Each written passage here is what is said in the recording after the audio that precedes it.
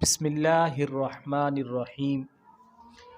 عزیز سامعین کرام، قرآن پاک وہ عظیم کتاب اور کلام ہے جس کی برکات سے پوری انسانیت مستفید ہو رہی ہے، اور امت مسلمہ کا ہر فرد، چاہے وہ بچہ ہو یا جوان ہو یا بوڑھا ہو، یہ خواہش اور تمنا رکھتا ہے کہ اس کلام پاک کو اپنے سینے میں محفوظ کروں۔ چنانچہ ہزاروں نہیں، لاکھوں نہیں، کروڑوں لوگوں نے اس کلام پاک کو اپنے سینے میں محفوظ کر رکھا ہے۔ بہرحال بتقاضۂ بشریت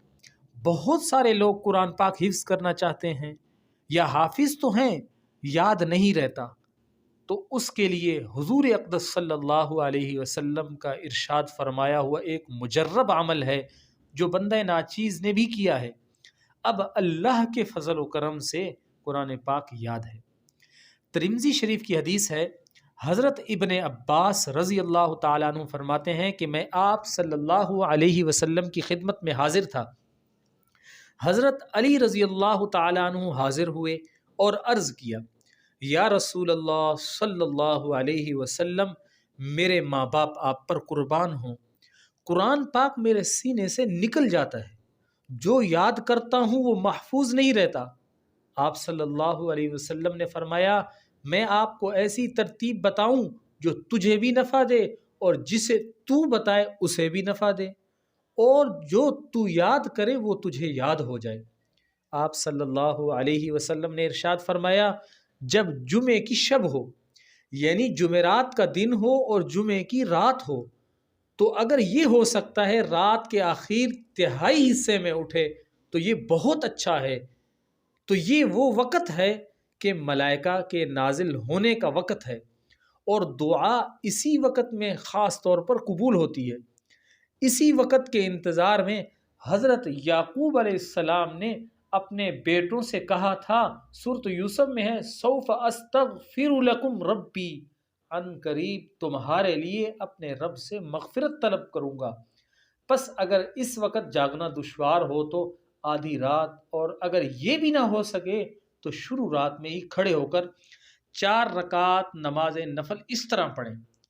پہلی رکعت میں سورۃ الفاتحہ کے بعد سورۃ یاسین جو کہ 23ویں پارے کے اندر ہے، دوسری رکعت میں سورۃ الفاتحہ کے بعد سورۃ الدخان جو کہ 25ویں پارے کے اندر ہے، تیسری رکعت میں سورۃ الفاتحہ کے بعد سورۃ الف لام میم سجدہ جو کہ 21ویں پارے میں ہے،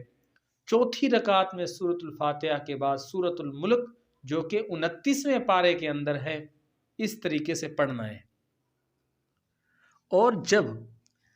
التحیات سے فارغ ہو جائیں تو اول حق تعالی شانوں کی خوب حمد و ثنا کر، اس کے بعد مجھ پر درود اور سلام بھیج، اس کے بعد تمام انبیاء پر درود بھیج، اس کے بعد تمام مؤمنین کے لیے اور ان تمام مسلمان بھائیوں کے لیے جو تجھ سے پہلے مر چکے ہیں استغفار کر۔ اس کے بعد یہ دعا پڑھ جو کہ حضرت علی رضی اللہ تعالیٰ عنہ کو اللہ کے نبی نے تعلیم فرمائی۔ اس کا ترجمہ نقل فرما دیتا ہوں۔ اے الہ العالمین، مجھ پر رحم فرما جب تک میں زندہ رہوں، گناہوں سے بچتا رہوں، اور مجھ پر رحم فرما میں بیکار چیزوں میں پریشانی نہ اٹھاؤں، اور اپنی مرضیات میں خوش نظری فرما۔ اے اللہ، زمین اور آسمان کے بے نمونہ پیدا کرنے والے، اے عظمت اور بزرگی والے اور اس غلبے یا عزت کے مالک جس کے حصول کا ارادہ بھی ناممکن ہے، اے اللہ، اے رحمان، میں تیری بزرگی اور تیری ذات کے نور کے طفیل تجھ سے مانگتا ہوں، جس طرح تو نے اپنے کلام پاک مجھے سکھایا،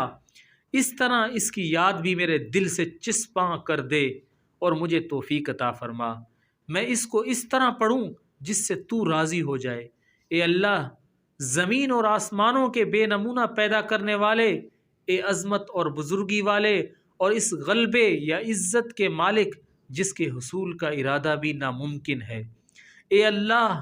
اے رحمان، میں تیری بزرگی اور تیری ذات کے نور کے طفیل تجھ سے مانگتا ہوں، تو میری نظر کو اپنی کتاب کے نور سے منور کر دے اور میری زبان کو اس پر جاری کر دے، اور اس کی برکت سے میرے دل کو تنگی کو دور فرما دے، میرے دل کی تنگی کو دور کر دے، اور میرے سینے کو کھول دے، اور اس کی برکت سے میرے جسم کے گناہوں کا میل دھو دے۔ حق پر تیرے سوا میرا کوئی مددگار نہیں، اور تیرے سوا میری یہ آرزو کوئی پوری نہیں کر سکتا، اور گناہوں سے بچنا، عبادت پر قدرت رکھنا،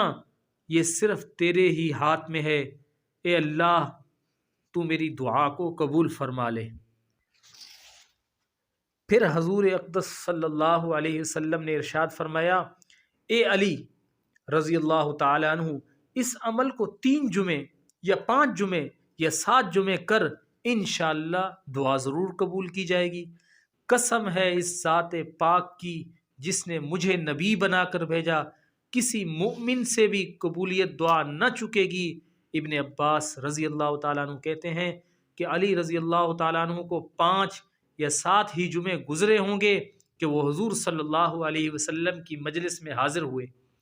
اور عرض کیا، یا رسول اللہ، پہلے میں تقریباً 4 آیاتیں پڑھتا تھا اور وہ بھی مجھے یاد نہ ہوتی تھی، اب تقریباً 40 آیاتیں پڑھتا ہوں اور ایسے ازبر ہو جاتی ہیں گویا کہ قرآن شریف میرے سامنے کھلا ہوا رکھا ہے۔ اور پہلے میں حدیث سنتا تھا اور جب اس کو دوبارہ کہتا تھا تو وہ ذہن میں نہیں رہتی تھی، اب احادیث سنتا ہوں اور جب دوسروں سے نقل کرتا ہوں تو ایک لفظ بھی نہیں چھوٹتا۔ عزیز سامعین، اگر کوئی شخص کمزور ہے ذہن کے اعتبار سے تو وہ اس عمل کو کر لے، انشاءاللہ ثم انشاءاللہ دائمی فائدہ ہوگا، اور اس کو شیئر کر دیں تاکہ سب اس سے فائدہ اٹھا سکیں۔ کوئی ایک شخص بھی قرآن پاک یاد کر لیتا ہے تو اس کی آخرت بھی بن جائے گی اور ہماری بھی۔ اللہ عمل کی توفیق عطا فرمائے، آمین۔